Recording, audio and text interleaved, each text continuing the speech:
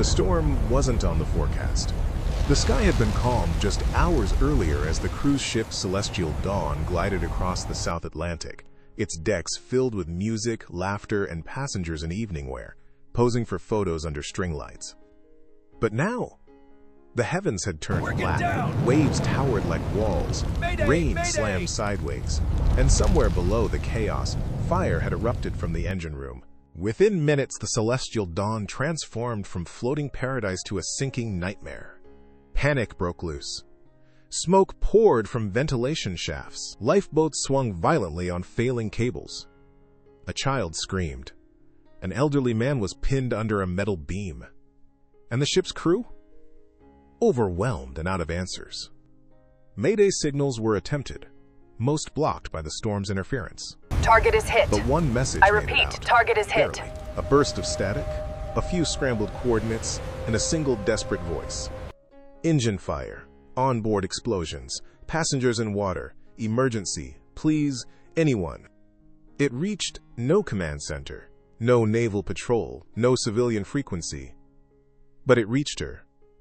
30 miles away, in a forgotten airfield covered in rusted silence, a motion sensor blinked to life. A woman, alone in a makeshift hangar, froze mid-step. She wasn't supposed to be flying anymore. The world had made that clear. Her name had been erased from every flight log, her credentials redacted, her aircraft disassembled by order.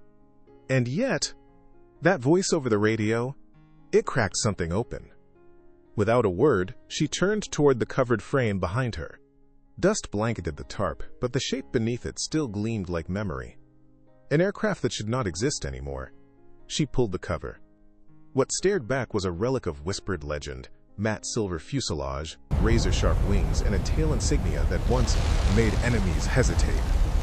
A black phoenix wreathed in fire. No call sign, no ID number, no military affiliation. But for those who remembered, it was the aircraft of Shadow 09, the ghost pilot. The woman who vanished after a classified mission 7 years ago.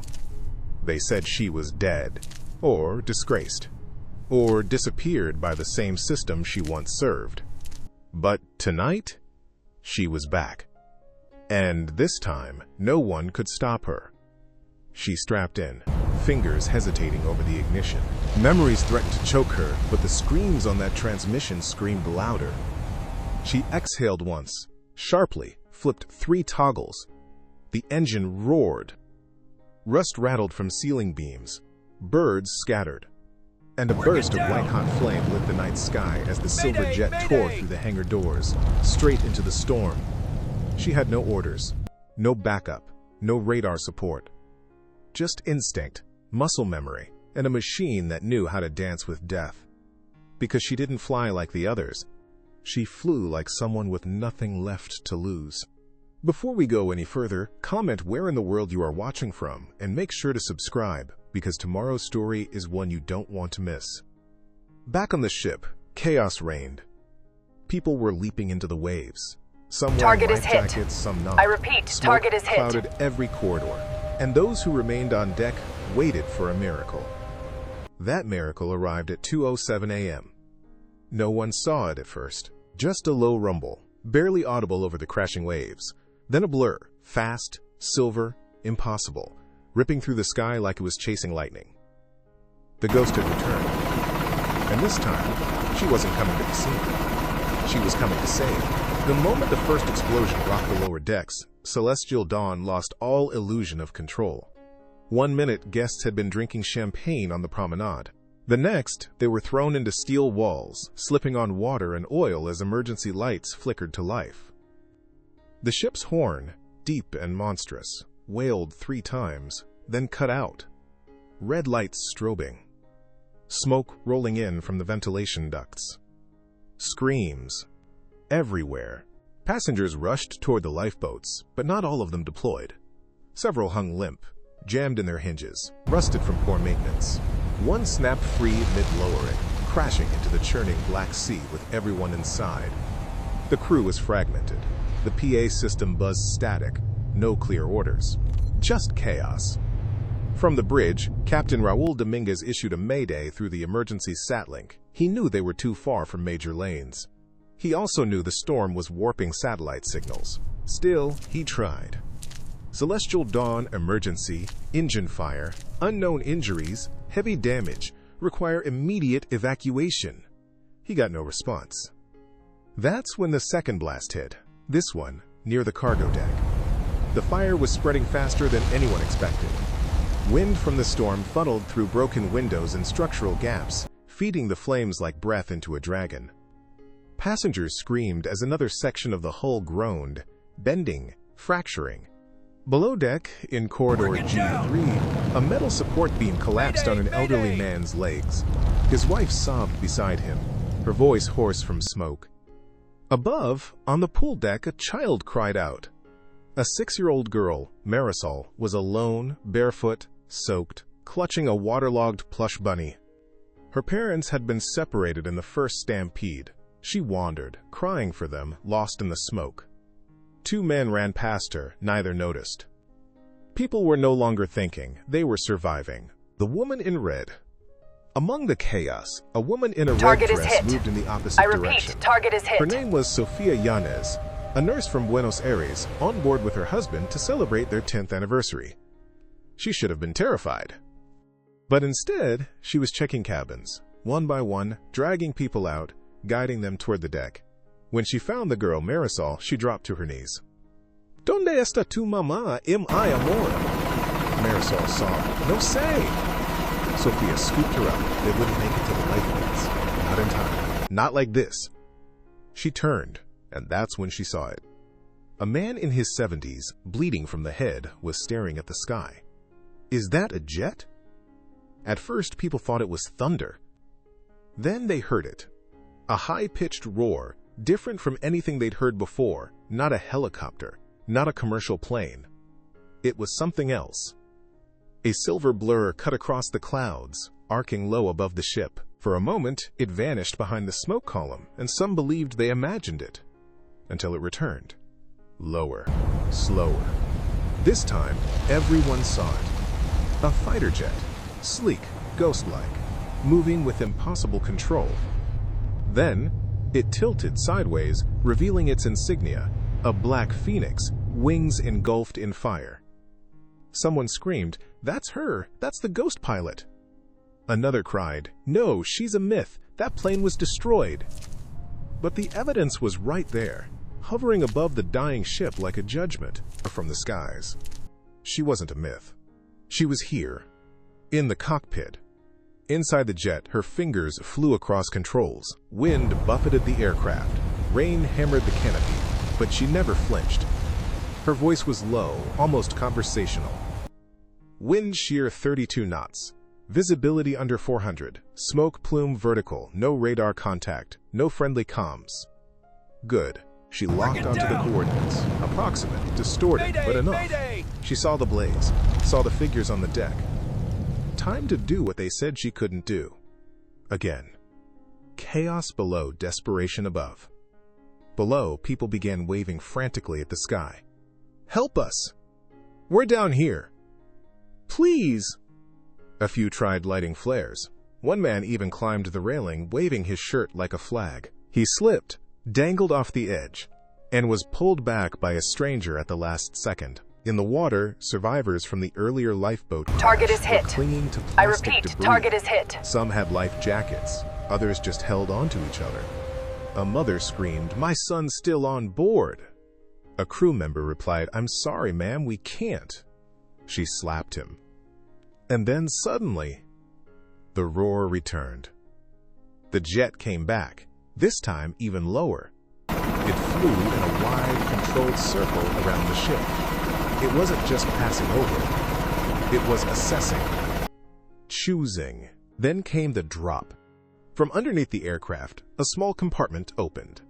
A metallic object dropped, free-falling for a split second before parachuting. It landed on deck with a thud, a cylindrical tube sealed and humming with power. Sophia approached, still holding Marisol. She recognized it instantly. A rescue lift capsule. Military grade, high tensile tether, enough for 2 bodies. A voice crackled from within the device. It was her. Use the anchor straps. Load 2 at a time. I'll pull. Sophia blinked. She's going to lift us up? A man nearby, bloody and limping, spat. That's suicide. No pilot can fly that in this weather. Sophia looked at Marisol, then at the capsule. Good thing she's not, just a pilot. The first pull. The jet circled once, lining up. Then, dove. Like a hawk catching prey, it swooped toward the deck, aligning with the tether line. A mechanical arm deployed, locked onto the capsule, and ripped it into the sky. 2 passengers, Sophia and Marisol, disappeared into the clouds, held by steel, wind, and one woman's will. The deck erupted. People screamed, begged, ran toward the loading point. Someone wept. She's real, my God, she's real. Rescue 1, the baby in the flames. He was less than 6 months old. Wrapped in a thermal blanket, he was barely visible in the arms of a terrified woman crawling beneath a collapsed canopy. The heat was unbearable. Her shoes melted to the metal deck. She cried out, "Please, my baby, please!" The silver jet reappeared just above the fire line. A second rescue capsule dropped, this time fitted with an infant harness and biometric stabilizers. It rolled across the deck like a message from heaven. 2 bystanders helped strap the child in. His mother collapsed from smoke inhalation as the tether snapped upward, pulling the capsule toward the clouds. For a terrifying moment, Target the is wind hit. bucked the line. I repeat, target But is the jet hit. corrected, smooth, precision-controlled. The baby rose through smoke and fire, disappearing into the belly of the storm. And somewhere above, the pilot whispered, "1." Rescue 2, the wounded father. His legs were shattered. Pinned beneath a crushed lifeboat frame, 42-year-old Devin Clark was bleeding out. His teenage son tried lifting the beam. Couldn't, not alone. The deck was slanting and water was rising. When the silver aircraft looped low, a third capsule launched, this time dragging a weighted rescue sled behind it. It bounced once, then stopped inches from Devin. The boy screamed, "Help him! Please help him!" No medics, no time. Just a voice over the speaker. "Strap his chest, secure the spine, brace the legs with flotation." The boy obeyed. Trembling, sobbing. 2 loops. 1 strap. Pull. The capsule lifted again, tethered to the heavens. And the pilot flew backwards into the storm, dragging a broken man out of hell. Rescue 3, the woman who froze. She was found kneeling beside the lifeboat station, eyes wide, lips blue, unable to move. Trauma had locked her body in place. No matter what people shouted, she wouldn't react, wouldn't blink. Her name was Diane Avery. She was 61. And she had lost her husband 14 years ago on a different cruise. Same route, same coast. This storm had brought it all back.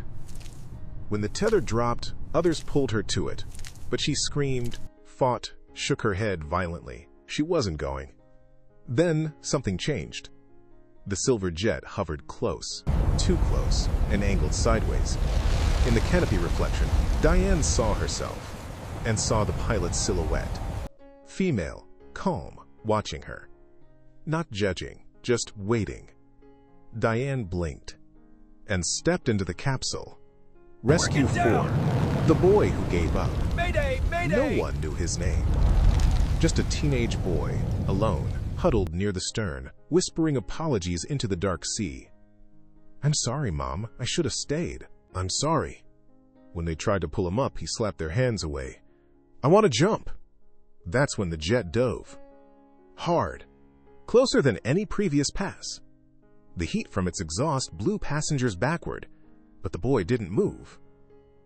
Until a voice came over the deck speakers. Not from the capsule. Target not from is the hit. ship, I from repeat, the target aircraft is hit. itself. You don't owe anyone anything. But I promise you, there's more after this. He looked up. The voice continued. "I'm not saving you because you're strong. I'm saving you because you deserve a second chance." The capsule lowered. He climbed in without a word. Rescue 5, the veteran who knew. He hadn't said a word all night. Just sat on the edge of the deck, injured arm clutched to his chest, eyes watching the sky. Others asked if he needed help. He shook his head. But when the jet came for its final pass, he stood. No panic, no rush, just reverence. He whispered, "She's real." One of the younger passengers asked, "You know her?" The old man nodded.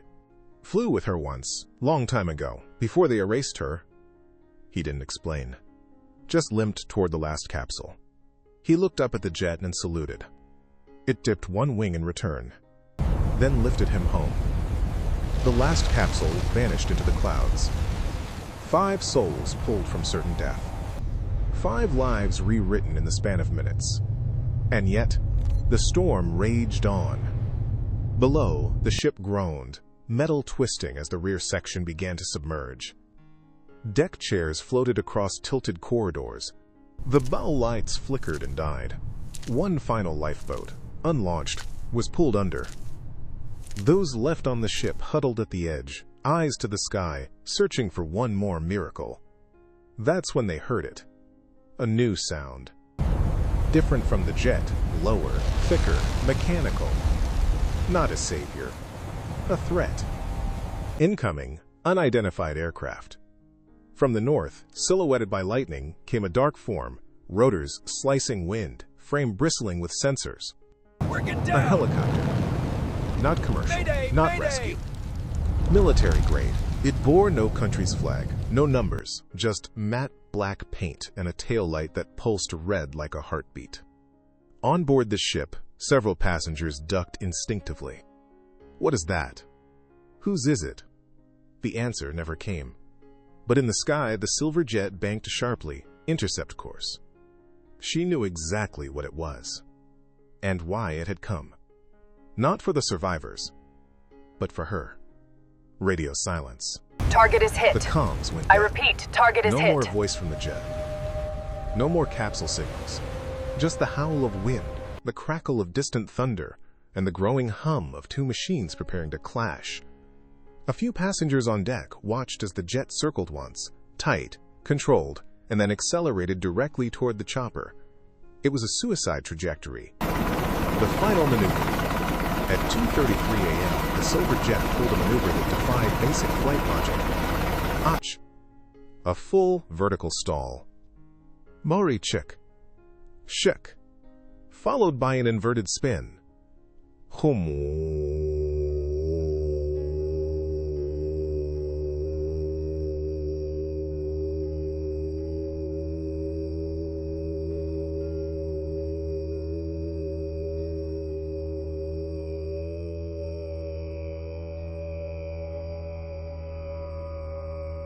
The helicopter fired, 2 missiles, 1 flare burst. But the jet split the gap. Right before impact, it released a burst of mirrored decoys, hundreds of tiny reflective flares spinning at multiple speeds. For a second, the sky was full of false targets. The missiles chased shadows. The helicopter banked right. And the silver jet vanished into the clouds behind it, silent as a ghost. No impact. No wreckage, no confirmation. The helicopter circled, fired another round of flares, scanned for targets. But it was gone. No radar ping. No heat signature. No sound. Just lightning and smoke. And below? The passengers of the Celestial Dawn watched as the helicopter veered off, retreating back into the storm it came from. Not victorious. Just confused. The last glimpse. As the first rays of dawn broke across the horizon, someone shouted from the upper deck. Working down! There. They pointed southeast, Mayday, toward the mayday. dim edge of the storm. A silhouette appeared. Far. Faint. But unmistakable. The silver jet, rising from sea mist like a phoenix reborn. One last barrel roll. A wing dip. Then gone. Straight into the sun, like she'd never been there at all. Back on land. Hours later, a rescue frigate arrived. Helicopters airlifted the remaining survivors. Interviews began immediately. Reporters asked the same question. Target How is did you hit. survive? I repeat, And target over is and hit. over, passengers gave the same answer. A woman in a jet. Silver, no markings. She saved us. But officials found nothing. On satellite. No aircraft match, no flight logs, no black box pings. Just one photo, blurry, grainy, captured on a passenger's phone at 2:09 a.m. It showed a jet framed against lightning, tail marked with a blazing black phoenix. The image went viral, and with it, a name returned from whispers. Phantom 09. The truth no one can prove. Back at a remote hangar, the tarp was back in place. The tools untouched. The ignition key gone, and taped to a rusted locker door, a single note written in grease pencil. No one flies alone. 3 weeks later, a memorial service was held in a coastal town that didn't exist on most maps. Not for the ones who died aboard Celestial Dawn, but for the one who disappeared to save them. There was no body, no remains, no confirmation she was ever officially there. Still, they gathered. Survivors, pilots, engineers, people who had only heard whispers about the legend of Shadow 09, and yet somehow, all of them believed she had returned. Because miracles don't leave flight paths. The man who knew her name. Among those attending was a retired Air Force colonel, Jesse Lang. He'd flown with her long ago. He stood in front of the modest stone plaque, blank except for the engraving of a black phoenix, and whispered, "They erased your name, but not your flight." No one asked for details. No one needed to. Everyone there understood what kind of pilot returns from exile for strangers. The five. They came too. She. Sophia Yanez, now hailed as a civilian hero, held the hand of little Marisol, who wouldn't speak to anyone but her. She. Devin Clark, on crutches, had undergone 3 surgeries, but was alive. She. Diane Avery, the woman who froze, had since begun writing again, her first essay, The Voice That Waited. Show. The nameless boy, still healing, now wore a pendant, a miniature phoenix he carved from, steel pulled from the wreck. Shh. And the old veteran? He brought flowers. Not for the plaque, but for Target the is sky. hit. I repeat, Steve. target is hit. The government statement. A spokesperson for the Department of Defense released a short press release. We have no active aircraft matching the survivor descriptions. No record of any F-Series jet in that airspace. No known pilot by that call sign. All rescue operations were conducted by maritime units. Any alternative claims are unverified, but on an encrypted channel, someone had posted 3 words hours before the press conference. She flew anyway. The jacket. One morning, Sophia received a package. No return address, no tracking number. Inside, her red dress, washed and folded. And wrapped inside it, a child's plush bunny. Marisol's. Alongside them, a flight patch. Black, stitched with silver thread. A single symbol, a phoenix encircling the number 09. Sophia pressed it to her chest and cried for the first time since the storm. The boy in the wings. The teenage boy, the one who nearly gave up, got a letter too, typed on an old machine. You don't owe the world an explanation, but you do owe yourself a second chance. No signature, no name, but taped to the back of the letter was a used dog tag. He didn't tell anyone what it said. He just enlisted a year later. Air Force. A rumor in the hall. At the National Flight Academy, cadets talk about her now. They share old YouTube clips, play the grainy audio recordings of survivors, trace the outline of the Black Phoenix from the one known photo. They call her Gray, the sky's last promise. Gray, Gray, Gray Share, the guardian at altitude 0. Shoo, Shoo, or simply her. Shoo. Some say she was never real. Others believe she was the ghost of every pilot forgotten by time, every hero pushed into silence. But those who know? They don't argue. They just listen for the wind. Final flight. In an underground facility long decommissioned, a radar technician recorded a blip, only for 19 seconds. It came in fast, broke every altitude limit, then disappeared. It was dismissed as atmospheric interference. But that night, The tech printed the coordinates.